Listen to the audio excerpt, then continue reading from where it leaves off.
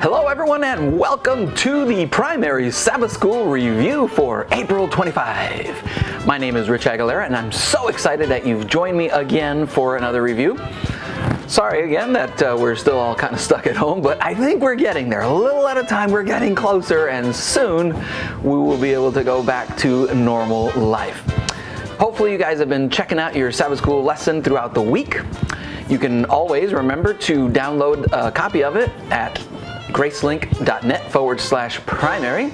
Just get a copy right there and follow along all week. Some of the questions that I'll be asking today obviously refer to that lesson. Now, let's get started. First things, of course, is I'm going to give you guys a brain teaser. I got a lot of comments from you guys on Facebook and YouTube and all these places, and apparently you guys do really good jobs at the brain teasers and you enjoy them. I'm glad. It's time to sharpen our brains, and I have a good one for you today. Are you ready? Okay, here we go. Let me read it to you. This one says, "Feed me, and it will give me life. But give me a drink, and I will die. What am I?" Whew. That's a good one. All right, you think about that one for a little while. Of course, at the end, I will come back and reveal the answer. And I have total faith and trust that you will be able to solve this. But right now, we're going to check out our verse of the day. It says, "He said to them, 'Go into all the world and preach the gospel to all creation.'" Mark 16:15. Wow. That is an action-packed verse. And this is an action-packed lesson this week as well. So why don't we head out to check out the lesson study. Of course, you already know I'm not going to do that here from my office. We have got to go out. Let's go find the Jeep and we'll go from there. Come on, let's go. Have you ever been so excited about something that you just had to tell somebody and you just like, who can I tell? Maybe it's because your parents said, "Hey, guess what? This year we have saved enough money to go to Disney World." And of course you're like, "Bah, I'm so excited, I have to tell somebody." That's kind of what our story is about today here in the Bible lesson. It's about being so excited about some news that you just have to tell people. Now, of course, the story in the Bible that we're talking about today is on Resurrection Sunday. Jesus had died on Friday, but on Sunday he resurrected. Now, the story in the lesson picks up when these ladies went to the tomb because they wanted to anoint his body. And so, as they're walking to the place where the tomb was, they're like, "Man, how are we going to roll out that stone that was rolled into the place? And what about the soldiers that are guarding it?" And when they get there, though, they're shocked to find out that the tomb is empty. The stone was already rolled away and there was no soldiers there. And the ladies are like, "What? What's going on here?" They go inside and they're even more surprised because guess who's there? It's not Jesus. An angel was there. And of course the angel's like, "Don't be afraid. I have got some incredibly awesome news for you. Jesus is alive. And he is out there. And he's going to go see the disciples in a future story. We're going to get to that. But the angel told the ladies, "Go tell the disciples." And of course, you can just imagine the ladies, whatever that they had in their hands, are like, "I'm out of here. What incredible news. We have to tell people about this. Jesus is alive." That's what our lesson wants us to do. To share with people this amazing news that Jesus is alive. And he's still alive to this day. Alive right now. So many people don't know about this. And our lesson is asking us this week to make sure that we tell people this amazing news. All right, you guys ready to go for a ride in the Jeep? I am. Let's go. Hey, I wanted to tell you a story about something that happened to me. It's been several years because it was back when I was in college. And one of the years in college, I actually went to go live and study in France. It was such an exciting year because think about it, I got to visit all sorts of different other countries and traveling around, and every time they would give us a break, me and some friends would go out and we'd, visit some new different countries. And one of the vacations that they gave us, me and 3 friends, 4 of us, decided that we were going to try to go to Egypt during the break. I know that's kind of a big trip from France, but we were able to get to Greece, and from Greece we took a flight to the capital of Egypt, Cairo. And of course, you can imagine when we got there, the first thing we wanted to see was the pyramids. And sure enough, we asked around and found out that the pyramids were just outside of the city, right at the edge of the desert in Giza. So we found a bus that took us to Giza, and when we got there, we found a man who was renting camels, and he would take you out into the desert so that you can see the pyramids.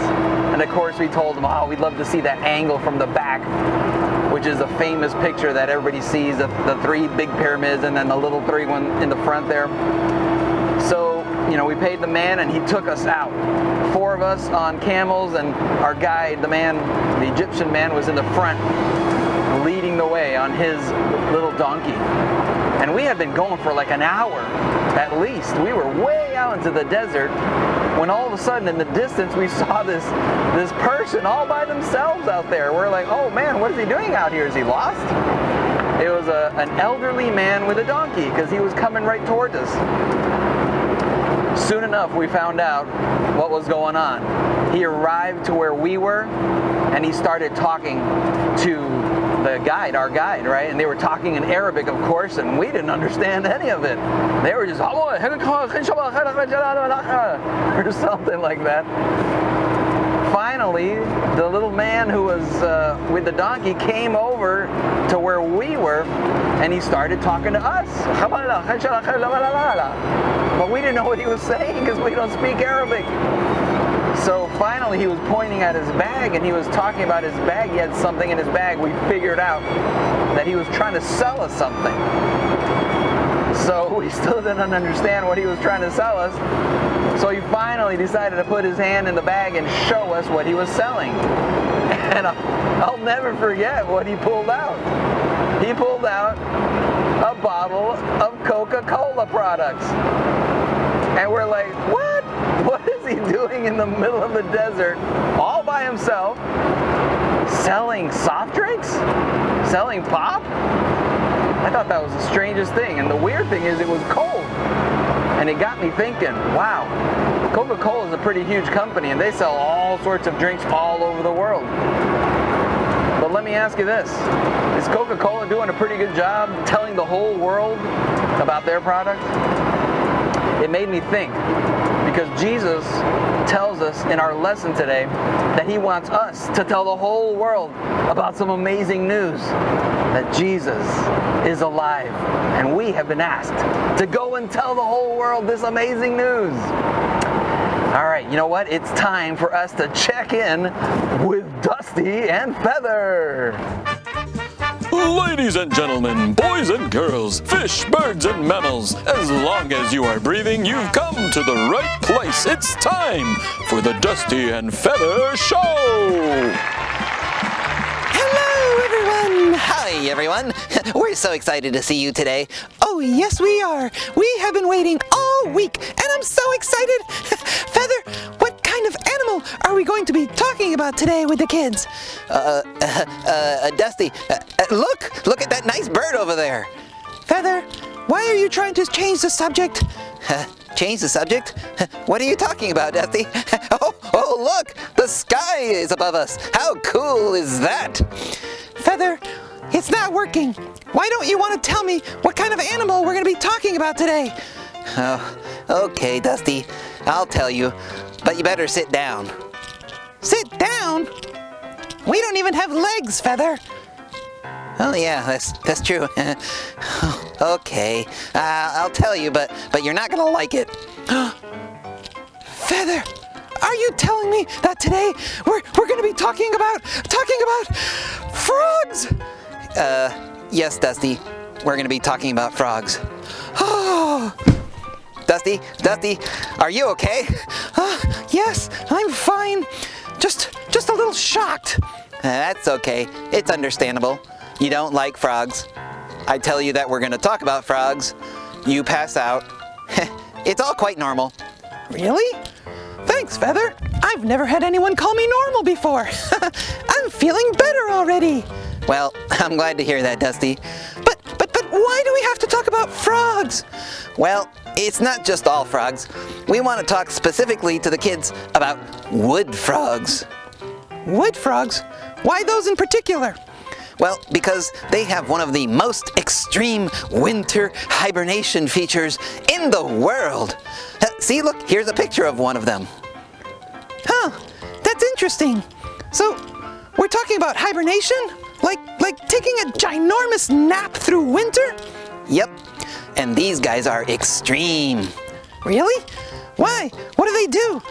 Do they put pajamas on or something? I can't imagine a frog in pajamas, but who knows? Maybe frogs like pajamas. I have many pairs of pajamas. Fuzzy ones, yellow ones. Dusty, Yes, Feather? you're rambling. You do that when you get a little nervous. Yes, Feather, it's true. It's all this talk about frogs. I understand. And no, it has nothing to do with frogs in pajamas. It has to do with frogs freezing. Freezing? Do they have to wear a winter coat when they nap? Nope. When winter comes along, wood frogs do something pretty amazing.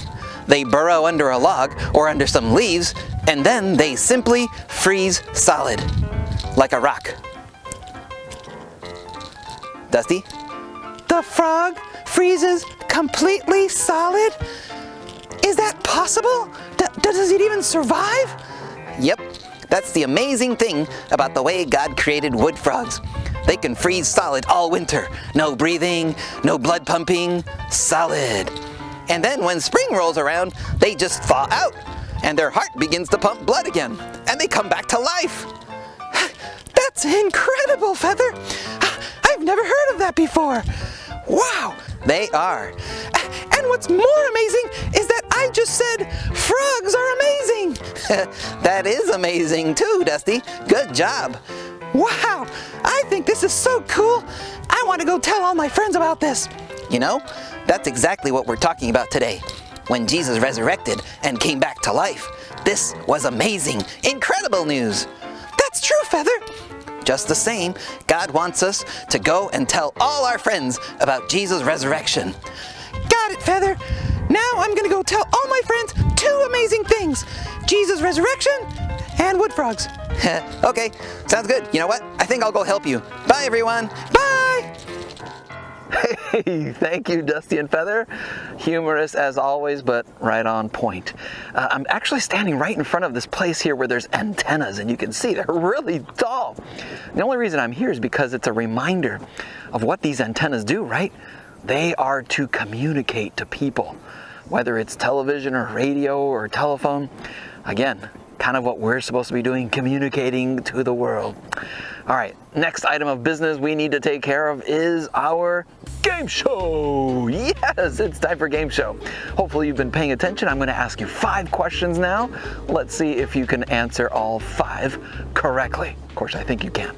You've been paying attention. All right, here we go. Question number 1. Our Bible verse today says that we are to go and preach to the what? Very good. To the world. The whole world. Not just part of it. All of it. Very good. All right. Let's check out question number 2. All right. This one's a true or false question. I have to travel far to another country to tell people about Jesus. False. I mean, of course you can go to another country, but you don't have to. You can tell your neighbor next door. That's not very far. All right, very good, guys. I think you're getting them. Let's check out question number 3. If you read the lesson, it actually names one of the ladies that went to visit the empty tomb. What was her name? Very good, very good. Mary Magdalene. Good job. You guys are on a roll. Nice. All right, let's check out question number 4. All right, in my story today, I mentioned that I traveled to Egypt. I also mentioned the name of the capital of Egypt. What's the name of the capital? That's right. Good job. It's Cairo. Cairo. Very nice. You guys are doing so well. We're going to check out question number 5 now. Alrighty, here we go. This one is also a true and false question. When a wood frog freezes for the winter, his blood continues pumping, but he stops breathing. Very good. False. His heart stops beating as well as it stops breathing. It is frozen like a rock. You guys are doing so well. You guys got all 5, didn't you? I bet. Nicely done. All right. Next item of business before we finish up, it's time to check out the brain teaser. Were you able to think about it a little bit? Not too much, a little bit? Did you get it like right away? All right, calm down, Rich. Let's read it again just to make sure we remember. Here we go. Feed me and it will give me life, but give me a drink and I will die. What am I? What do you think? The answer, fire. Fire. That was a good one, but I think you guys got that one. Good job, guys. Hey, really quick before we go, I think you guys already know that every week I am also producing a free activity sheet, kind of like this one. And you just got to go to the website and download it. It's free. You can print off as many as you want. The web page is uniquechristiantoys.com/free stuff. Just go to the April 25 one there and download it and print off as many as you can and have fun. Last week I asked you guys if you could take pictures of you with your completed activity sheet. If you want to do that again and post it, if you're checking us out on Facebook or anywhere else, I would love to see those pictures. One last thing, I just want to invite you also to check out a lot of the other stuff that I have on my YouTube channel. It's a bunch of free stuff. You can subscribe. That way, every time I put something up there, you guys can get a notification. It's about every week I post a video. And that YouTube channel is Rich Aguilera OMS, which is our ministry, One Mustard Seed. Of course, like us on Facebook, share, let other people know about this. And of course, if you want to check out some of our other products at our store, you know the link. You can make a donation there as well. We are trying to do this to help spread the word. Do what the lesson says, right? Spread the word about what Jesus has done for us. All right, it's time for us to finish up. We're going to bow our heads now and pray. Let's bow our heads. Dear Jesus, thank you so much for this challenge that you give us in the lesson today to go and tell the whole world the good news about you. Help us to have the courage and be brave enough to go tell everyone we encounter this wonderful news. Thank you so much, Father. In Jesus' name, amen. All right, guys, that's it for today. I look forward to seeing you next week. Have a great week. May God bless you.